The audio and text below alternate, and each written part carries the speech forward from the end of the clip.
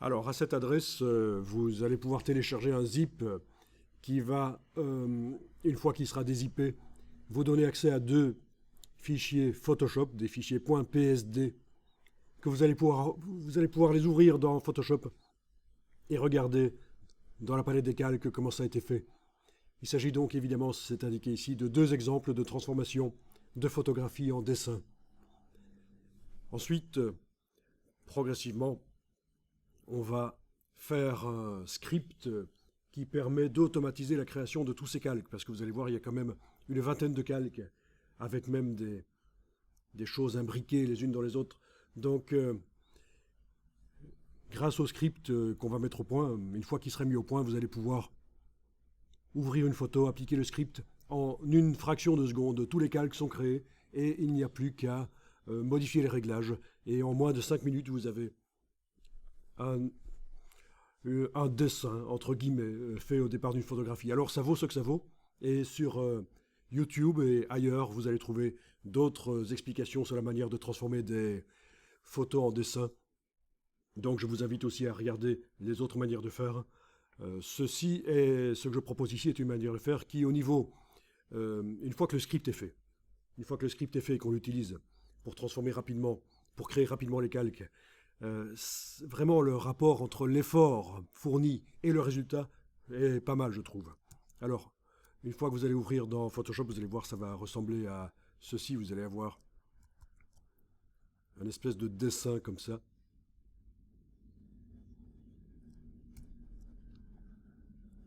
Et donc, la photo d'origine est celle-là.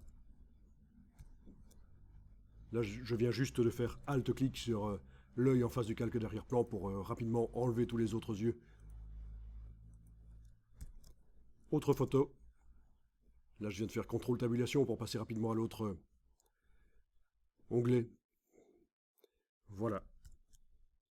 Donc ça a été fait très très vite en très peu de temps. C'est faisable.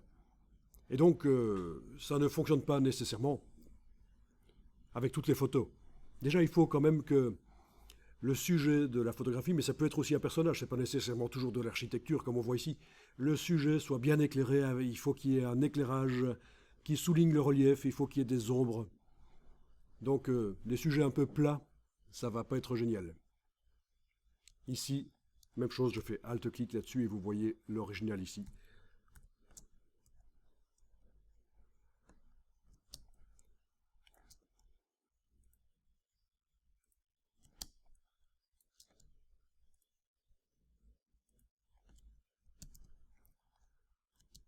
Donc ce qui serait intéressant dans un premier temps, ce serait d'analyser la palette des calques et de voir un peu comment ça a été fait, essayer de trouver, essayer de comprendre.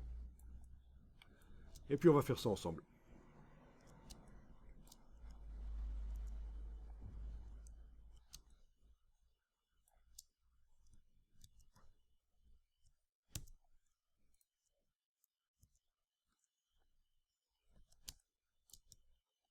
Ça peut être intéressant pour illustrer un livre, par exemple, des illustrations décoratives, pourquoi pas. Au lieu de mettre des photos, ce sera quand même mieux, je pense, pour une publication, pour donner un certain standing.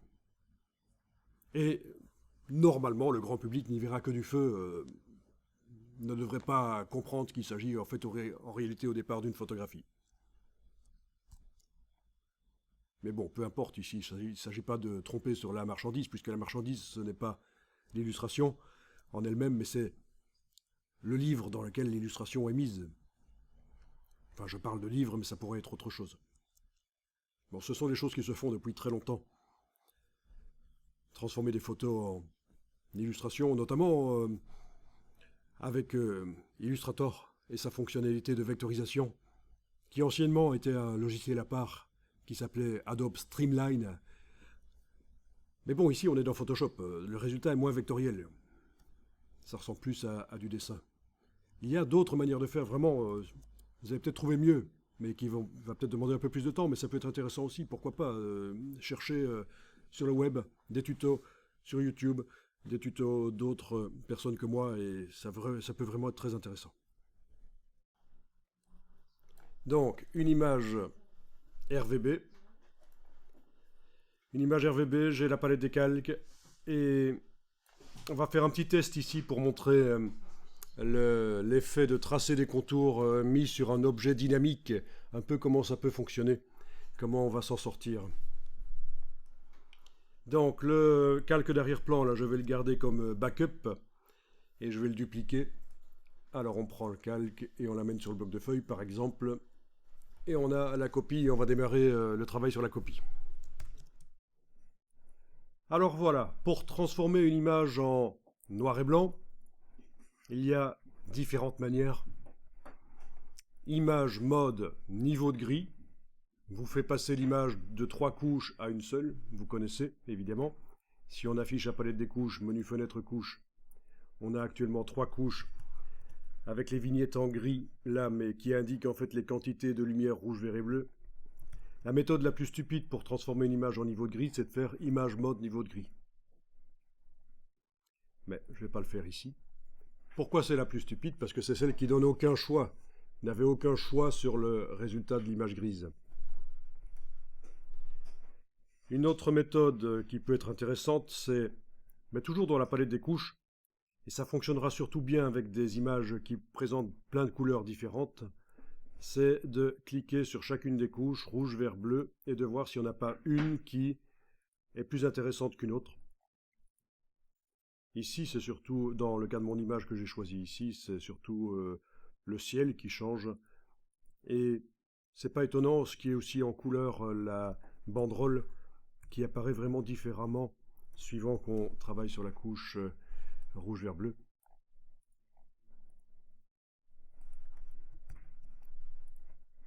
Voilà, donc il faut décider laquelle des 3 donne une image grise valable. À ce moment-là, on passe en image mode niveau de gris, et ça va demander si, à un certain moment s'il faut laisser tomber les autres couches, et vous obtiendrez une image grise. Vous obtiendrez une image grise, voilà, qui ressemble à ça. On ne va pas aller jusqu'au bout du processus non plus, je vous explique rapidement la transformation d'image couleur en image grise. Là, je reclique sur le mot RVB dans la palette des couches pour voilà, retravailler sur l'image en couleur. D'autres méthodes pour transformer des images grises, des images couleurs en images grises. Le calque de réglage de type mélangeur de couches. Vous pouvez aller le tester si vous voulez, on va le jeter après. Donc, mélangeur de couches, c'est un des calques de réglage, mélangeur de couches. Vous avez dans le mélangeur de couches une option qui s'appelle monochrome. Parce que bon, en principe, le mélangeur de couches, c'est pour transférer des informations d'une couche à l'autre. Mais quand vous enclenchez l'option monochrome ici, vous êtes en train de décider à quel point chacune des couches, rouge, vert et bleu, participe à la création d'images grises. Souvent, ça sursature, on perd plein de détails dans les parties les plus claires, donc il ne faut pas hésiter à faire passer un des 3 curseurs assez bien en négatif par rapport aux autres.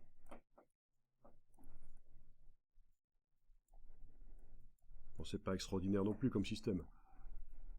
Mais enfin, ça donne le choix.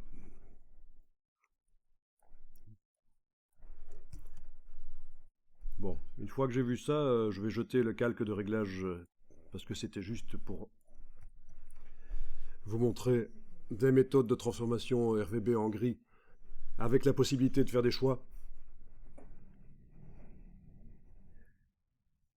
Autre méthode, et c'est celle qu'on va utiliser, ce n'est pas la plus complexe, c'est pas celle qui donne le plus de contrôle, mais c'est celle qui donne le meilleur rapport effort-résultat, c'est le calque de réglage de type noir et blanc. Donc vous allez en mettre un.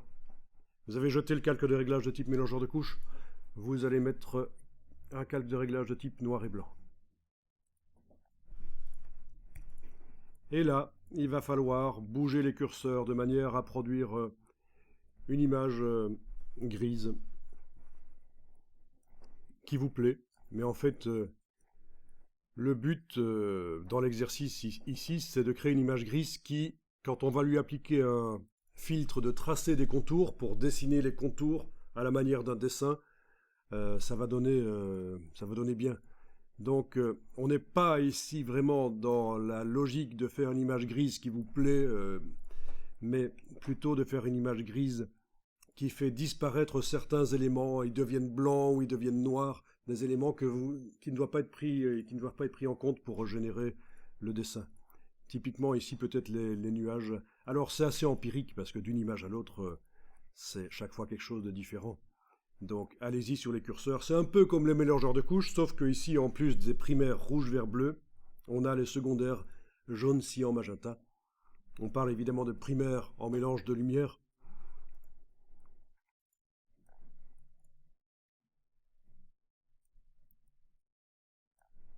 Donc vous testez, vous essayez d'avoir une image bien dessinée, bien claire, avec des parties à faire disparaître qui deviennent très sombres ou très claires.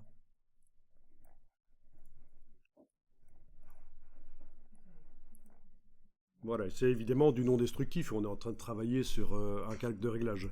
On va peut-être enregistrer l'image une première fois ici, fichier enregistré sous, et en profiter pour la renommer.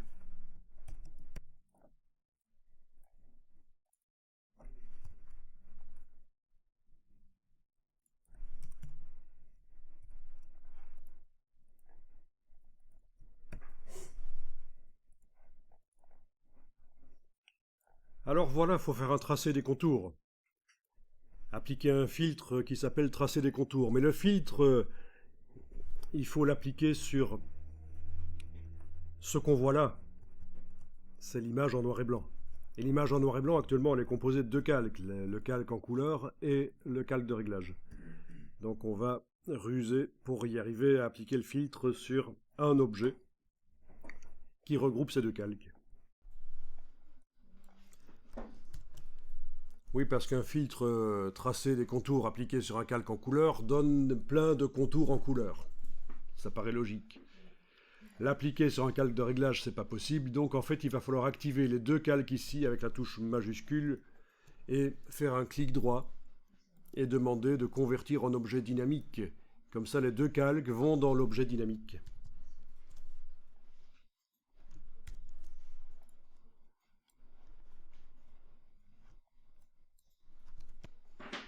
Et alors, sur cet objet dynamique, vous allez mettre un filtre de tracé des contours.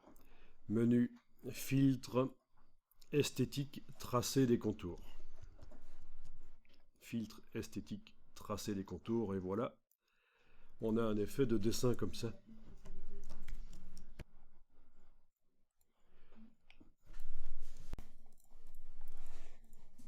Alors, il y a plein de détails, parce que cette image que j'ai utilisée, je ne sais pas la vôtre, mais celle-ci fait quand même 1920 pixels sur 1230. 280, excusez-moi, 1920 sur 1280, donc voilà, plein de détails apparaissent.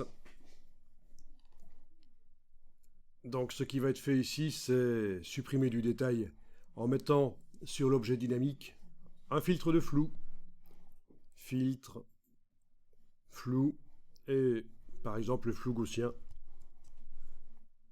qui est le plus basique, flou gaussien, voilà. Donc qu'est-ce qui se passe? À partir de là, vous avez deux filtres sur l'objet dynamique, et le flou gaussien, vous pouvez encore le modifier en double-cliquant sur son nom. La boîte s'ouvre, forcément, c'est dynamique.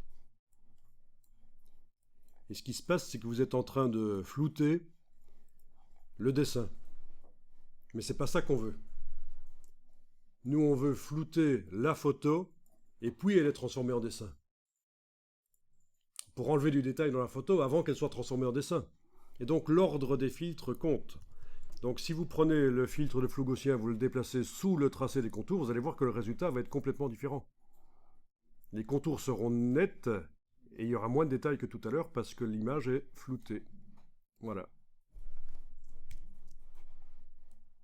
Alors là, il est temps de retourner sur flou gaussien, à les modifier encore. J'avais mis un peu trop de flou quand même. Voilà. Dès qu'on clique sur OK, ça recalcule. Et c'est pas trop mal. Alors on a plein de petits détails très clairs, mais c'est pas grave, on va s'en débarrasser après dans le processus. En tout cas, au niveau du dessin des contours, c'est pas trop mal, quoi.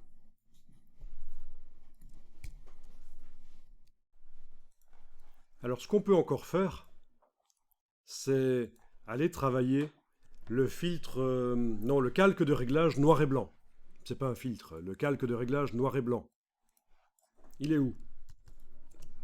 Ben, il est dans l'objet dynamique. On avait réuni le calque de réglage avec la photo, et donc si on veut aller modifier le calque de réglage noir et blanc, il faut double-cliquer sur l'objet dynamique. Un second onglet s'ouvre, c'est la photo avec le filtre noir et blanc. Ce second onglet. Alors, ce que vous pouvez faire, c'est les mettre côte à côte, c'est-à-dire prendre l'onglet qui est là. Vous avez aussi des onglets là, parce que vous êtes dans CS6 là.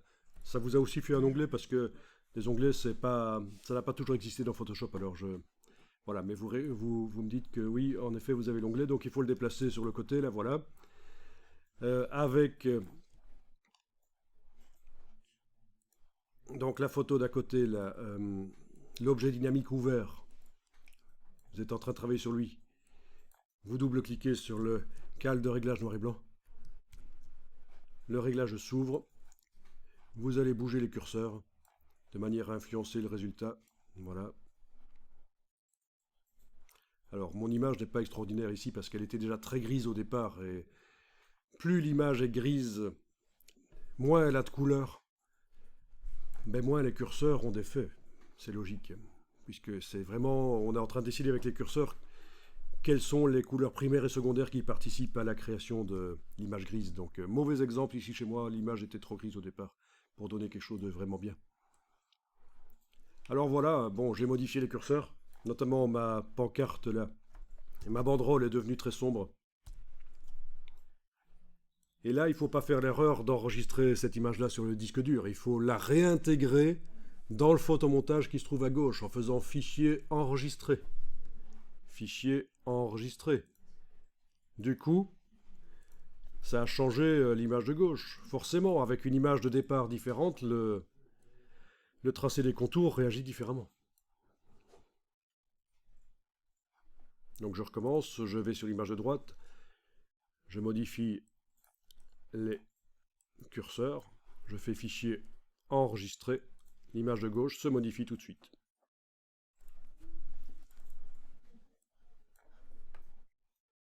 Bon, quand vous avez vu ça, vous pouvez enregistrer. Pour la démonstration, c'est... Alors enregistrer, là je faisais une erreur. J'étais avec l'image de droite, là l'objet dynamique ouvert, voilà, j'étais en train de travailler sur lui et donc, il faut que je le ferme, c'est celle-là que j'enregistre. C'est pas l'objet dynamique. L'objet dynamique a été réintégré dans ce montage-là. Donc fichier enregistré sous, et je l'ai enregistré sous le numéro 02. Voilà, et ça c'était une petite introduction pour vous expliquer le système du tracé des contours. Alors, je vous montre comment Photoshop fait pour trouver dans une image les contours. J'ai ici ouvert une image dans Photoshop et oui, elle n'a pas beaucoup de pixels, mais c'est pas très grave, ça va quand même fonctionner. Et elle est assez nette. Bon, alors, comment Photoshop fait pour tracer les contours? Il va, sans que vous le voyez, dès que vous demandez le filtre tracer les contours, il va dupliquer l'image qui doit être traitée. Donc, je vais ici manuellement faire l'histoire, mais évidemment, c'est pas comme ça que ça marche. C'est Photoshop qui le fait, tout ça, sans que vous le voyez. Dupliquer l'image. Ici, je vais la convertir en objet dynamique. Et je vais lui mettre un filtre de flou. Menu filtre. Flou, flou gaussien. Voilà, un filtre de flou. Donc, j'ai une version nette de l'image en dessous. Et au-dessus, j'ai la version floue. Et il va faire un négatif de cette version floue. Donc pour simuler le fait que tous les pixels sont transformés en négatif, ici je vais faire passer le calque du mode normal au mode différence. Voilà. Et qu'est-ce qui reste? La différence entre la version floue de l'image et la version nette. Ben, la différence, elle se situe surtout là où il y a des transitions entre des zones de couleurs différentes. les grands aplats de couleurs qui existaient, là, les blancs, là, sur la carrosserie, le beige, tout ça, les grands aplats de couleurs, entre la version nette et la version floue, il n'y a pas grande différence. Par contre, là, chaque fois qu'il y a des traits et des transitions entre deux plages de couleurs, entre la version floue et la version nette, il y a des différences, et c'est ce qui reste. Si je vous mets un filtre, un cal de réglage de type inversé, là juste au-dessus, vous voyez, on obtient à peu près cet effet de tracer des contours. D'accord? Donc c'est bêtement ça. Et c'est quelque chose qui existait avant l'infographie. En création de photographies pour les magazines, pour les livres, avant l'infographie, en labo photo, on prenait un négatif, on en faisait un négatif, donc ça devient un positif, mais on faisait en sorte que ce positif soit un peu plus flou. Quand on superpose les deux, on se sert de ça pour accentuer les détails. C'est ce que je vais vous montrer là. En jetant les deux calques là, je récupère ma photo d'origine. Si je veux mettre de la netteté sur une photo, filtre, renforcement, accentuation, eh bien ce filtre fait appel à un tracé des contours pour aller aux transitions entre les plages de couleurs, mais pas sur les grandes plages de couleurs unies, juste aux transitions, mettre un trait plus sombre et un trait plus clair de chaque côté en fait. Voilà. Donc c'est pour ça que dans la version anglaise, ce filtre renforcement-accentuation s'appelle l'accentuation par masque flou, le unsharp mask. Ça fait référence à cette vieille technique, superposition du négatif en version floue pour arriver à faire ressortir les détails. Voilà. Bon, ça c'est juste pour votre information personnelle, pour voir qu'il n'y a rien de magique là-dedans, c'est vraiment du traitement en masse de pixels bêtement. C'est du calcul de comparaison entre une version floue et une version nette, et c'est de là qu'on retire le tracé des contours qui notamment peut servir pas seulement à faire des dessins, mais aussi à faire de l'accentuation de détails par filtre renforcement accentuation. Donc, mettre au point le script qui nous permettra normalement, rapidement, en 5 minutes, de transformer n'importe quelle photo en dessin, et parfois ça donnera très bien, parfois moins bien, mais en tout cas, comme on n'y consacrera pas trop de temps, par la suite, c'est pas grave. Donc la création des calques va être automatisée grâce au script. Alors, déjà il nous faut la palette des calques, ensuite il nous faut la palette des actions, menu fenêtre action. Dans la palette des actions, vous allez créer un nouveau dossier d'action. Voilà, voilà. Oui, ici, oui. Nouvel ensemble ou ici le dossier. Nouvel ensemble. Ok, je vais l'appeler transformation en dessin. Transformation, idiot, pas transformation. Voilà. Et là-dedans, je peux mettre plein de scripts qui servent à transformer les photos en dessin. Et donc, notamment le premier ici, qu'on va créer en cliquant sur créer une action.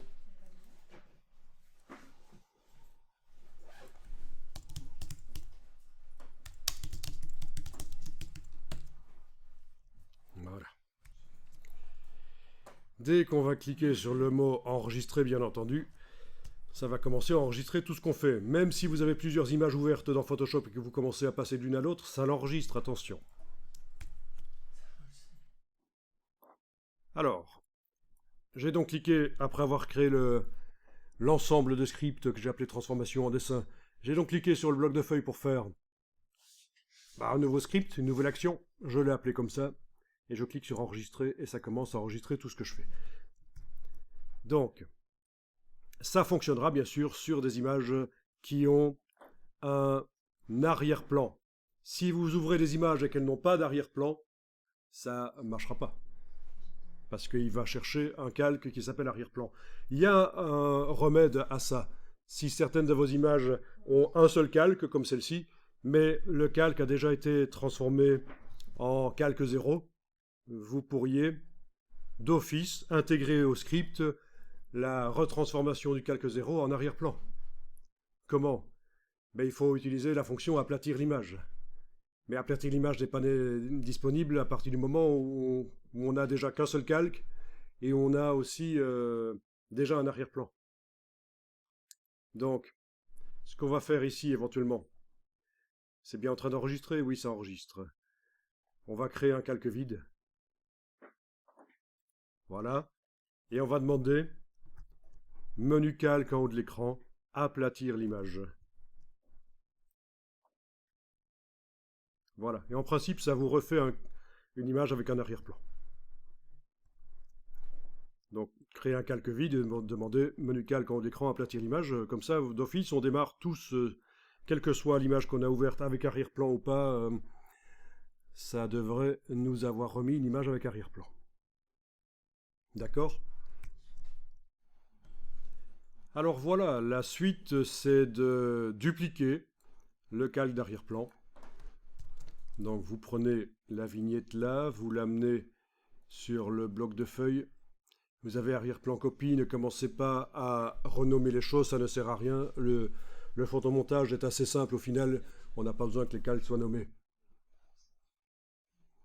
Sur cet arrière-plan copie, donc au-dessus de l'arrière-plan copie, on va mettre un calque de réglage de type noir et blanc. Le voilà. On n'a pas besoin de le régler. On est en train de mettre au point le script. C'est quand on va appliquer le script et que les calques auront été créés qu'on va aller jouer avec les choses.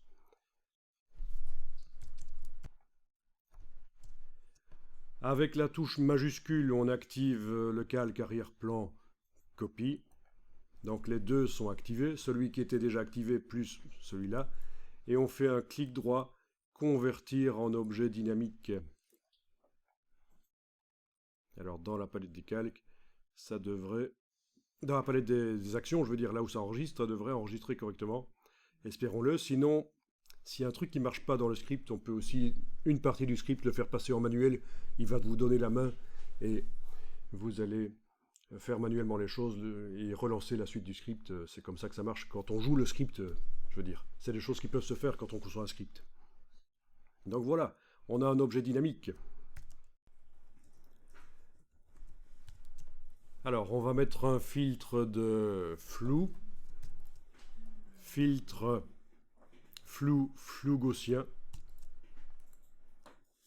Ok, il n'y a pas besoin de le régler. Il arrive là. On va mettre également un filtre de tracé des contours. Filtre esthétique, tracé des contours. Voilà. Et le filtre de flou gaussien qui est arrivé en premier, ben, il floute l'image et ensuite elle est transformée en tracé des contours. C'est exactement ce qu'on veut.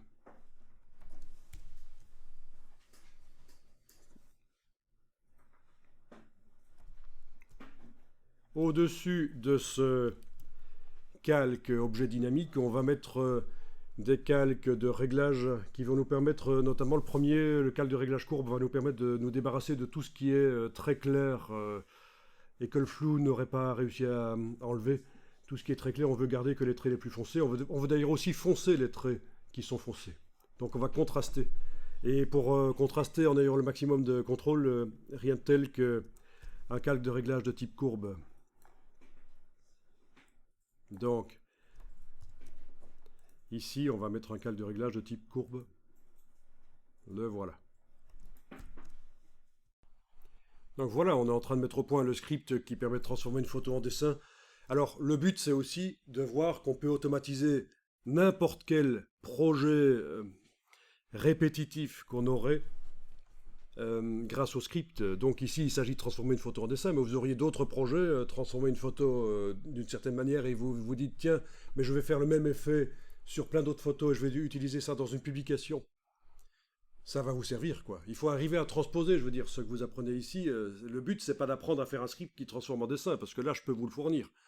Le but, c'est de voir vous pouvez faire tout ce que vous voulez vous-même comme script. Alors, vous avez toujours votre calque de réglage courbe activé.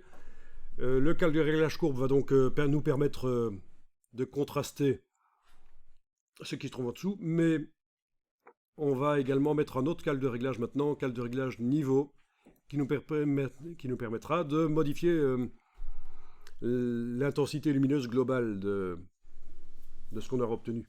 De corriger, faire plus sombre, plus clair. Voilà.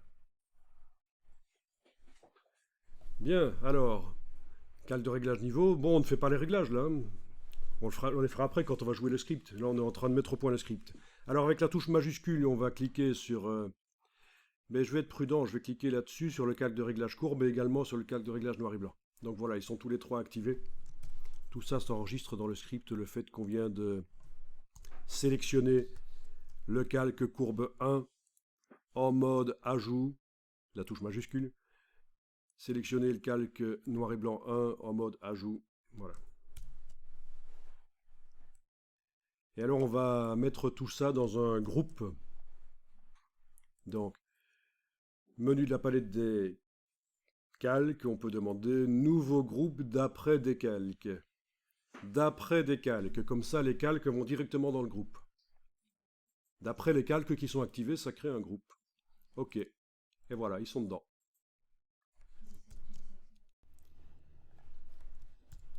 Bien. Alors, il nous faudra un calque rempli de blanc en dessous. Donc, vous pouvez faire commande-clic sur le bloc de feuilles. Ça vous fait un calque en dessous. CMD clic sur le bloc de feuilles, ça crée un calque en dessous. Il nous a bien enregistré qu'il le met en dessous. Oui, calque avec au-dessous. Ouais. On va le remplir de blanc. Édition, remplir avec blanc normal 100%, sans cocher, conserver les zones transparentes. Évidemment, sinon on n'arrivera jamais à remplir. Voilà.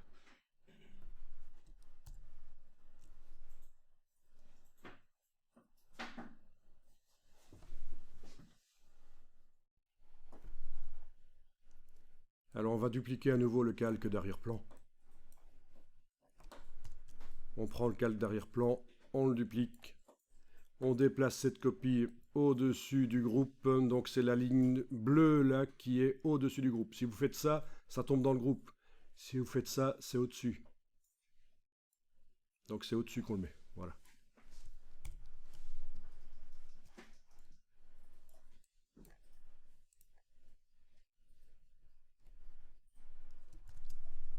Donc la palette action vous met parfois des descriptions qui sont assez incompréhensibles, mais bon. En principe, ça enregistre vraiment ce qu'il est en train de faire, donc ça devrait le refaire. Bon, il n'y en a plus que pour 5 minutes là. On va convertir ce calque-là en objet dynamique. Clic droit, convertir en objet dynamique. On va lui mettre un filtre de flou. Filtre, flou, flou gaussien. Ok. Au-dessus, on va lui mettre un filtre noir et blanc.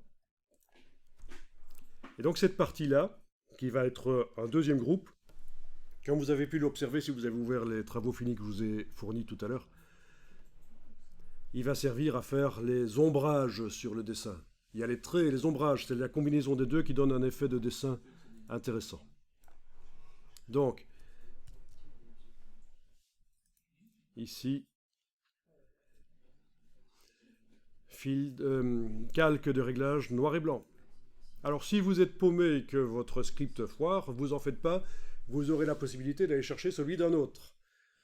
Il va vous le mettre sur une clé USB et vous allez pouvoir le charger, donc vous en faites pas. Bon, ça peut se corriger, oui, mais c'est l'école des fans, tout le monde réussit. Voilà, c'est l'occasion de tester le transfert de script d'un Photoshop à l'autre. Donc calque de réglage de type noir et blanc. Ensuite, calque de réglage de type courbe. Ça, ce sera pour modifier le contraste et ne garder que les parties contrastées pour que ce qui est gris clair devienne blanc, ce qui est gris foncé devienne éventuellement noir. Donc calque de réglage de type courbe. Ensuite, un autre calque de réglage qui va permettre de modifier l'intensité lumineuse du résultat. Calque de réglage de type niveau. Voilà, donc 3 calques de réglage de suite, noir et blanc, courbe, niveau. On va mettre ça dans un groupe, c'est-à-dire avec la touche majuscule, je vais activer courbe 2, noir et blanc 2, arrière-plan copie. Donc c'est ces quatre-là qui vont aller dans un groupe. Nouveau groupe d'après décalque. OK. Et alors ce groupe, au lieu d'être en mode transfert, va être en mode produit. Parce qu'il va se mélanger avec les traits qui sont en dessous. Pour l'instant, ça donne rien parce qu'on n'a fait aucun réglage vraiment. Mais en allant modifier les choses par la suite, ça va aller. Donc le groupe est en mode produit au lieu de transfert. C'est comme ça qu'il se mélange avec ce qui se trouve en dessous, le groupe 1.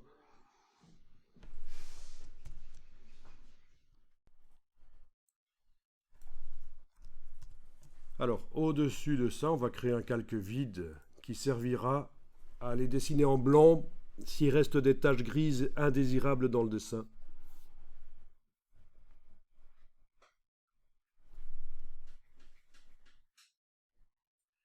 On va mettre un masque de fusion sur le groupe 2. On active le groupe 2, on met un masque de fusion. Ce qui va nous permettre de faire en sorte que le dessin n'aille pas jusqu'au bord de la page, ce qui ajoute un effet de dessin. Même chose pour le groupe 1 que j'active ici, masque de fusion. Voilà, il me semble que on a tout ce qu'il faut. Voilà, et la première chose qu'on va régler quand on arrivera, une fois que les calques seront faits par script sur n'importe quelle image, la première chose qu'on va régler, c'est le contenu du groupe 1. Donc on peut peut-être enlever les yeux en face du calque 2 et du groupe 2. Et directement, on ira, quand on utilisera le résultat du script, on ira double-cliquer sur l'objet dynamique, modifier le calque de réglage noir et blanc, le flou gaussien et les différents réglages là. Je pense qu'on peut cliquer sur stop et on va stocker le script en tant qu'entité indépendante, un fichier sur le disque dur. Donc on stoppe le script et on va l'enregistrer vraiment. Je pense que c'est bien.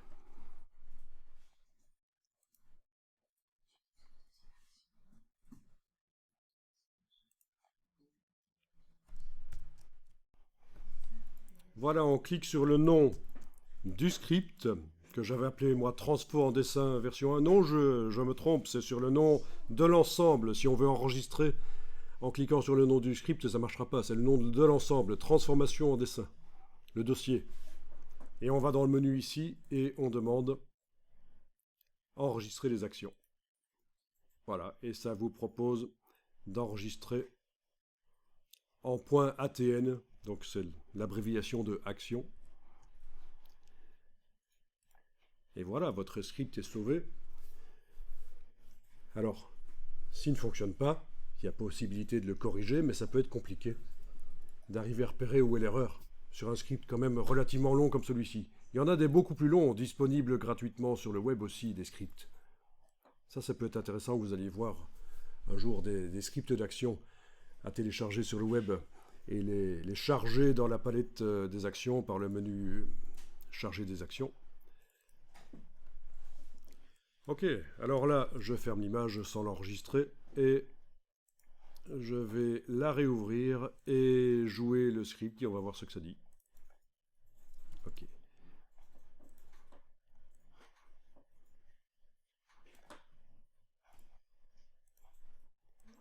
Donc, palette des calques apparente, là voilà. Le script transfo en dessin version 1, lecture du script, création des calques, une fraction de seconde et ça a l'air d'être fait. Vous avez vu la vitesse? Sur un vieux Mac de 2013 en plus.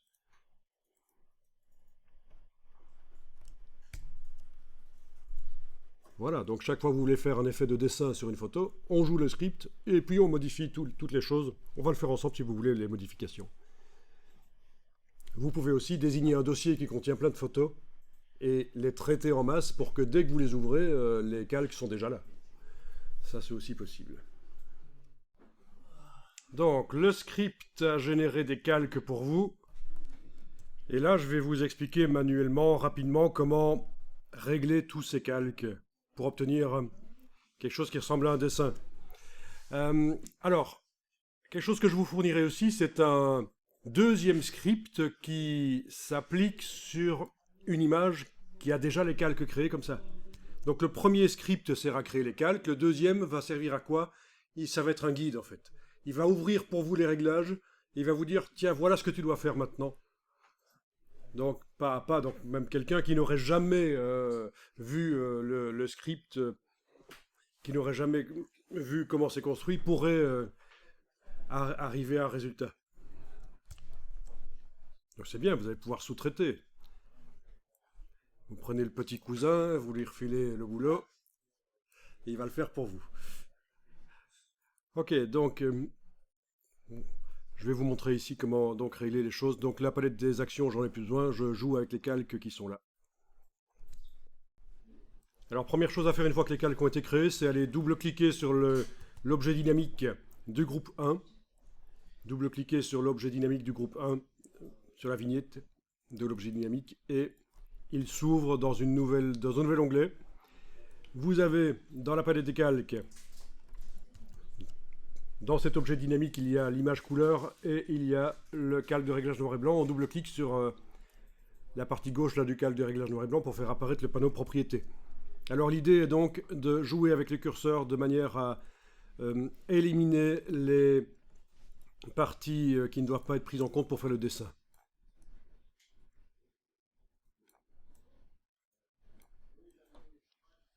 Et rendre le plus clair possible, en fait, je veux dire le plus lisible possible, ce qui va être transformé en dessin. Donc là, j'ai décidé d'éliminer le ciel. Je l'ai rendu blanc grâce au curseur cyan dans le cas de mon image, mais voilà. Bon, je pense que ça, c'est vite fait, c'est bien. Ensuite, fichier enregistré, ou alors fermer l'onglet et il va vous proposer d'enregistrer, en principe. Oui, enregistrer les modifications, oui, enregistrer. Donc comme ça, dans la palette des calques ici, voilà, le filtre flou gaussien et tracé des contours travaille sur une base différente, sur le calque, l'objet dynamique qu'on vient d'aller modifier. Alors ensuite, le flou gaussien éventuellement, double-cliquez sur le mot flou gaussien en dessous de cet objet dynamique pour aller régler le flou gaussien différemment. Il était sur 2, ben, peut-être que c'est un peu trop, peut-être 0,9, enfin voilà, vous voyez. Et bien sûr, pendant que vous modifiez, malheureusement, vous ne voyez pas en temps réel ce que ça donne derrière. Ça, ce sera peut-être pour les versions d'après de Photoshop, où on pourra modifier les filtres dynamiques et voir directement ce que ça donne derrière. Je veux dire, j'ai pas encore vraiment testé la version 2020. Il y en a qui l'ont alors là. Tu as la version 2020? Non, tu pourras tester et me dire si, quand on double-clique sur un filtre dynamique, et donc un filtre appliqué sur un objet dynamique, est-ce que, quand on modifie le filtre, la valeur, est-ce que, voilà, est-ce que ça permet de voir, de voir aussi, mais ça m'étonnerait, avec les autres filtres dynamiques qui sont appliqués. Ça m'étonnerait que ça le fasse. Ok. Donc, tracer les contours, bah, si on double-clique dessus, rien ne se passe parce que c'est pas un filtre dynamique avec une modification possible. C'est pour ça qu'on a mis en place un flou gaussien et plein de choses pour pouvoir contrôler les contours. Alors ensuite, après avoir été réglé le flou gaussien sur l'objet dynamique, je vais double-cliquer sur le réglage des courbes. Donc le réglage des courbes va me servir à faire tout sauf une courbe. Je vais juste prendre les extrémités et les bouger à l'horizontale de manière à écrêter la luminosité. Donc ce qui est très clair, ce qui est gris très clair va devenir blanc, ce qui est gris très foncé va devenir noir. Vous bougez et visuellement vous voyez ce que ça donne derrière. Donc l'idée c'est vraiment de s'approcher d'un dessin avec quasiment que des traits, quoi. Bien. Donc ça, c'était en double-cliquant sur le calque de réglage courbe du groupe 1. Vous avez le calque de réglage niveau qui permet éventuellement de modifier l'intensité lumineuse. Mais ça, ce sera peut-être intéressant une fois qu'on aura l'autre groupe qui sera affiché, pour essayer d'aller doser les choses. Mais bon, malgré tout, calque de réglage niveau, on peut assombrir un peu les choses, dans mon cas en tout cas. Et voilà, pour ce groupe-là, pour l'instant, c'est terminé.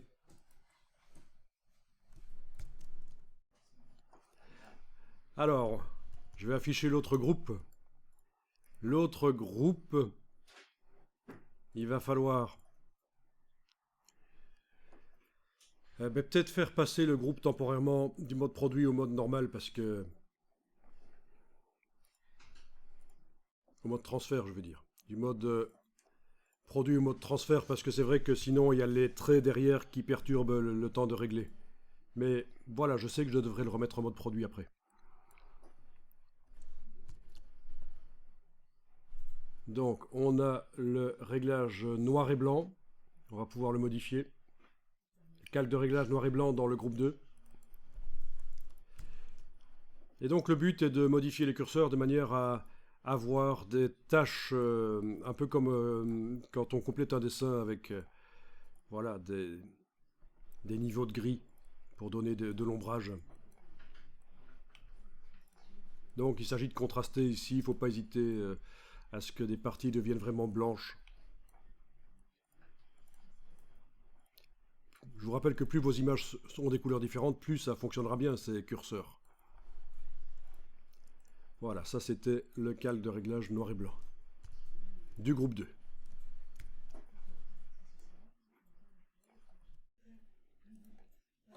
Alors, le calque de courbe du groupe 2.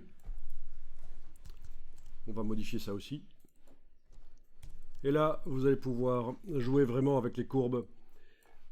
En faisant une courbe en forme de S, en ajoutant des points, de manière à encore plus obtenir un effet de tache sombre sur fond blanc.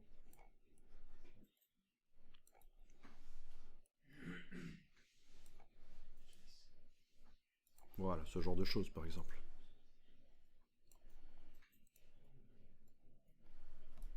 Ça, c'était le calque de courbe du groupe 2. Vous avez le calque niveau du groupe 2 qui va vous permettre de modifier l'intensité des gris et de corriger. Oui, c'est le groupe 2. Le niveau du groupe 2 pour modifier l'intensité lumineuse. Et tout ça, on pourra revenir dessus pour corriger après, vraiment régler le dessin pour qu'il ressemble à ce qu'on veut.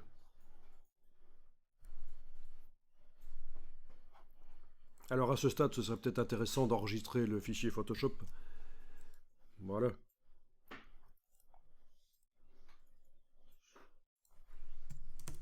Sinon, on perd tout.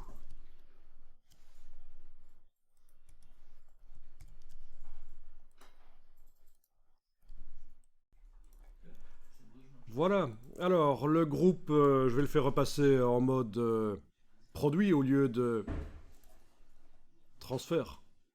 Voilà. Et c'est là que je vais pouvoir éventuellement aller rejouer sur le flou gaussien pour que les tâches soient plus floues.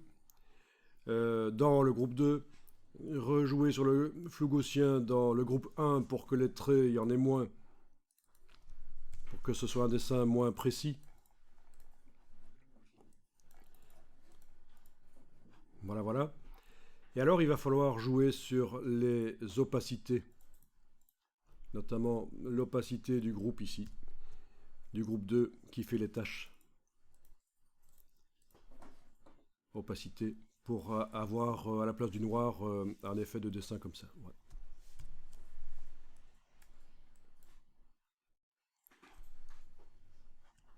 Alors ça donne pas bien sur toutes les photos. Hein. Celle-ci avait pas mal de taches sombres et c'est pas certain que l'effet de dessin y soit totalement, mais bon.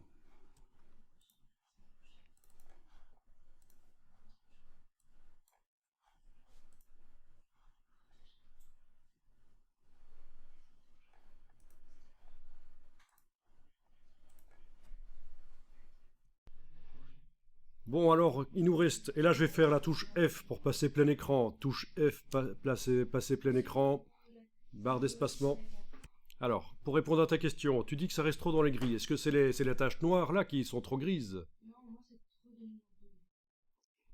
Trop de nuances de gris. Il ne s'agit pas donc de l'opacité ici qui serait trop faible, l'opacité du groupe qui donne trop de gris comme ça. Non, c'est pas ça. Ok. Ah, ça alors, 50 nuances de gris, bien sûr, il fallait que ça sorte. Et de là où on n'aurait pas cru, en plus. C'est le plus grave. Bon, j'en étais où, moi, avant vos coquineries? Donc, touche F, je suis passé plein écran. J'ai zoomé en arrière pour voir toute l'image. Et je vais jouer sur les masques de fusion, parce que dans un dessin, d'abord, je vais enlever l'œil en face du groupe 2 et travailler sur le masque de fusion du groupe 1. Dans un dessin, ce qui est typique, c'est que les traits ne vont pas jusqu'au bord de la page. Donc, en travaillant dans le masque du groupe 1 et en ayant le groupe 2 qui n'est plus visible, je vais donc aller dessiner en noir, pinceau, dessiner en noir, avec CTRL ALT et le bouton gauche du Mac ou le bouton droit de la souris, je modifie la brush pour avoir une brush assez grande, à bord flou éventuellement, mais peut-être pas trop, et aller dessiner au bord pour enlever les traits du bord, quoi. Je fais ça rapidement ici. Évidemment, si on est allé trop loin, on va dessiner en blanc et ça fera réapparaître. Puisque ce qu'on est en train de faire ici, c'est amener du noir et du blanc dans le masque pour gérer la visibilité du groupe. Donc touche X, ça inverse les cases dans la palette des outils et on peut redessiner facilement.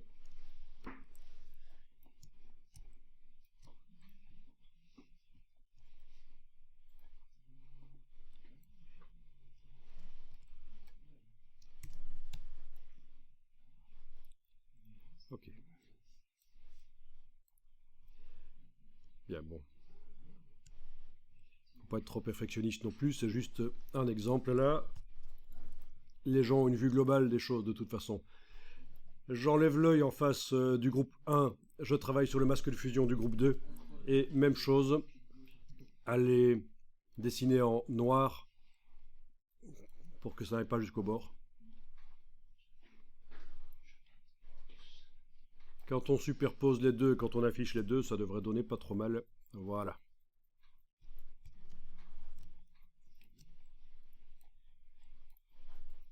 On peut enregistrer.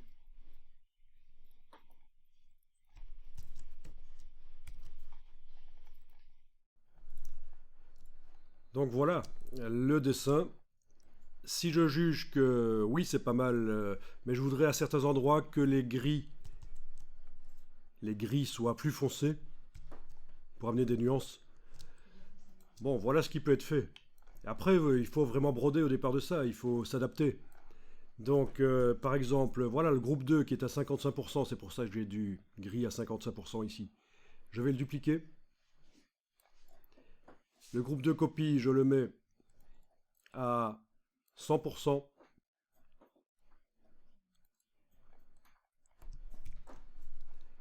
Le masque de fusion, ici, je vais le remplir de noir.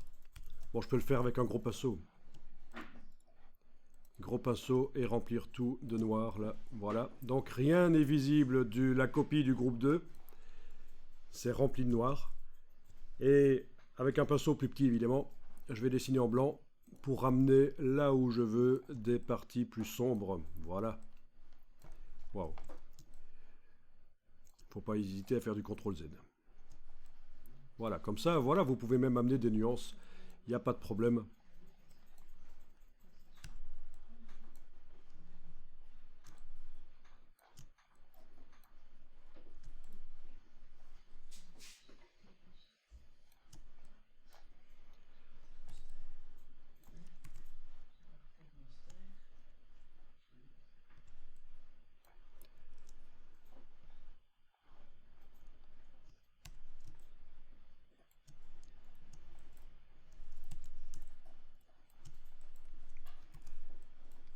Bon, il est possible aussi de dessiner en gris. En gris. pour amener un peu de plus foncé. Logique, hein, si vous amenez du gris dans le masque de fusion au lieu d'amener du blanc, ça fait réapparaître, mais pas totalement.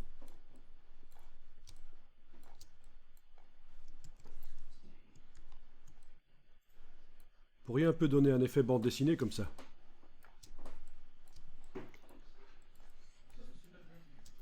Bon, ce qui peut être fait, c'est aussi que si vous voulez faire une bande dessinée, c'est bon, c'est peut-être pas très apprécié dans le milieu, mais ce ne seraient pas les premiers qui utilisent l'infographie au service de la bande dessinée. C'est se servir de cette technique pour faire les décors, et puis les personnages, les mettre, les dessiner vraiment. Donc voilà, faire un mix.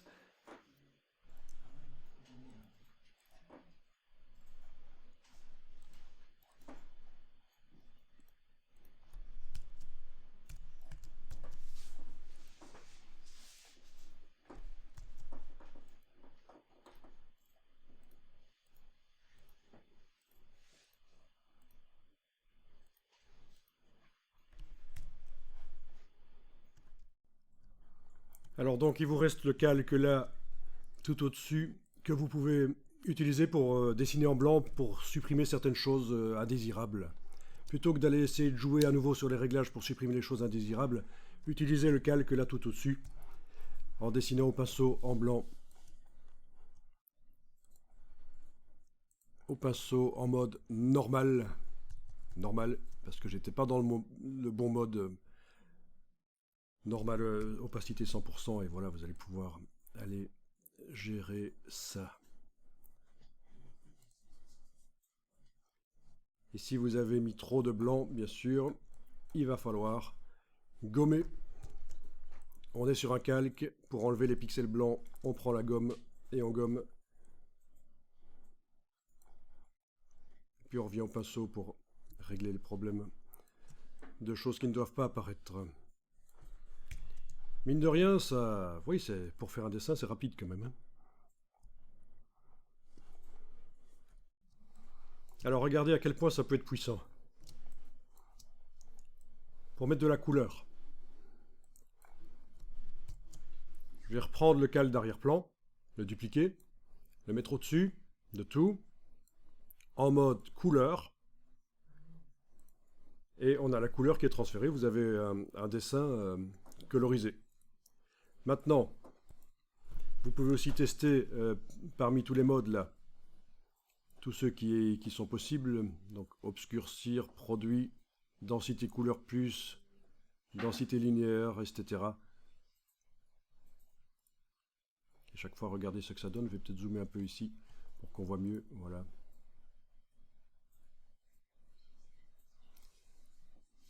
Voilà, ça peut être intéressant.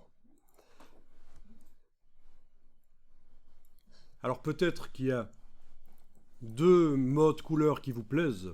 Vous aimez peut-être lumière linéaire, et puis il y avait un truc là qui vous plaisait pas mal aussi, genre exclusion. Mais rien n'interdit de faire deux fichiers Photoshop avec ces deux modes couleurs et puis de les mélanger dans un troisième fichier Photoshop avec un masque de fusion. Là, ça devient vraiment de la création. Par exemple, ici, je pourrais me dire, tiens, le dessus, je trouve que c'est pas mal, mais le dessous, un autre mode couleur, ce serait bien. Donc, je fais deux versions et puis je les superpose dans un troisième fichier Photoshop avec un masque de fusion, un dégradé dans le masque de fusion, ou du gros pinceau à bord flou. Enfin, vous voyez, ça, vous connaissez, à faire un mélange de photos grâce au masque de fusion.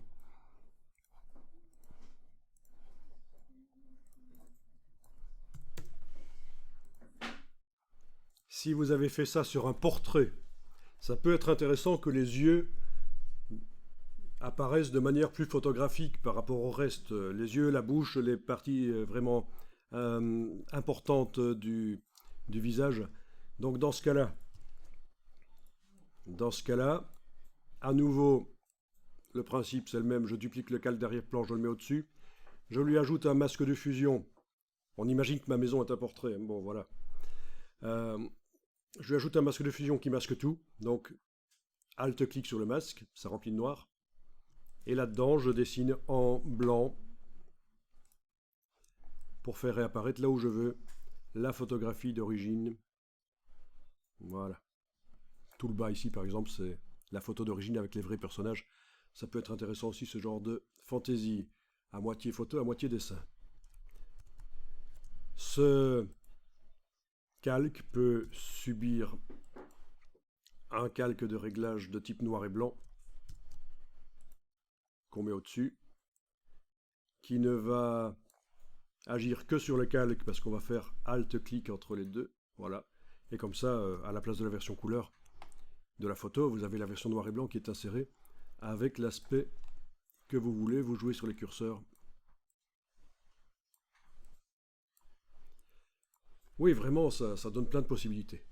Je pense que ça peut être intéressant pour des catalogues, des illustrations décoratives à caractère décoratif. Voilà, ça peut être bien.